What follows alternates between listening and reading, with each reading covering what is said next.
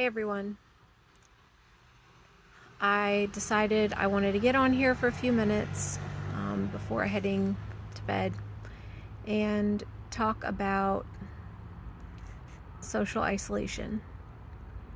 And I wanted to talk a bit about how people in certain groups can target a person and inflict intentional emotional distress on that person through ongoing isolation.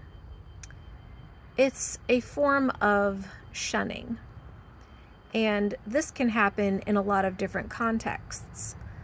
Sometimes this occurs as a result of religious abuse. Religious abuse happens when someone within a community doesn't continue to fall in line with what the religious organization deems to be reasonable or accepted behavior or conduct. So they, as a punishment, will shun that person. Much in the same way as other abusive relationships may start off with a period of love bombing where this person is showered with attention and affection by that religious group. If they get to a point in time where they no longer see that member as having any value or going against the narrative of the church in some way, shape, or form, they will often begin to target that individual, to isolate that individual, to shun that individual, to inflict extreme emotional stress on that individual through those behaviors. This certainly isn't limited to religious groups, but it does happen in a variety of religious groups, in a variety of different religious beliefs.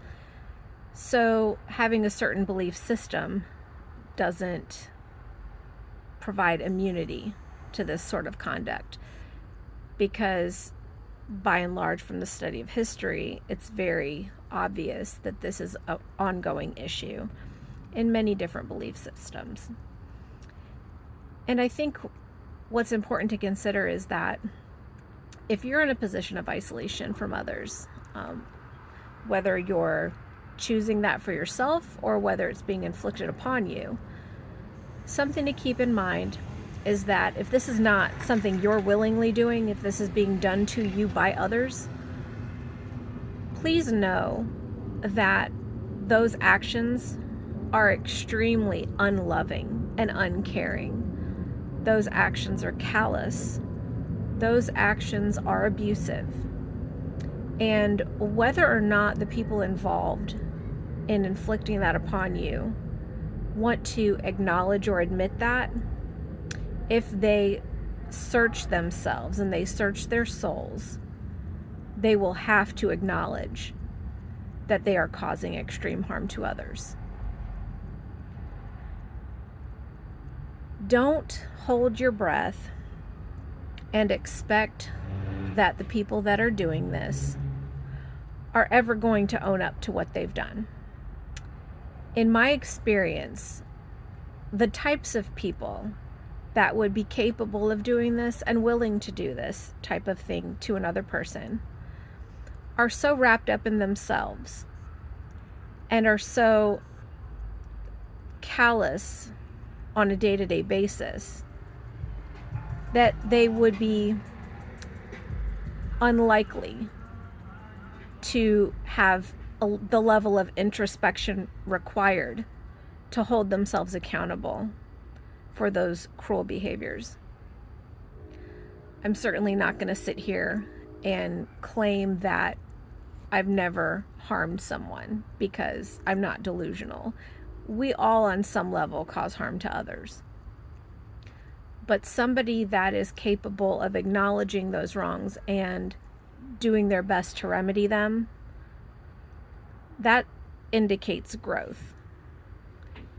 People that double down on their conduct when they're doing things like that and minimize it or ignore that they've done those things to another person, those people are stifled in their growth process.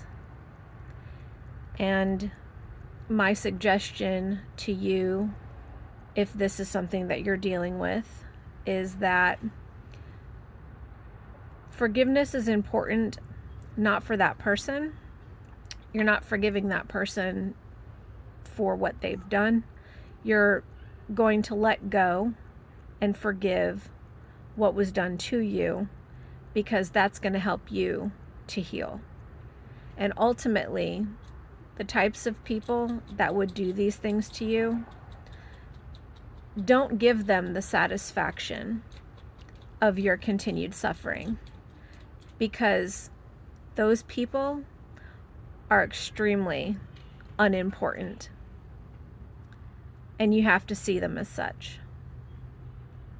If they had any relevance, they wouldn't have targeted you to abuse you. I hope everyone has a blessed weekend. God bless.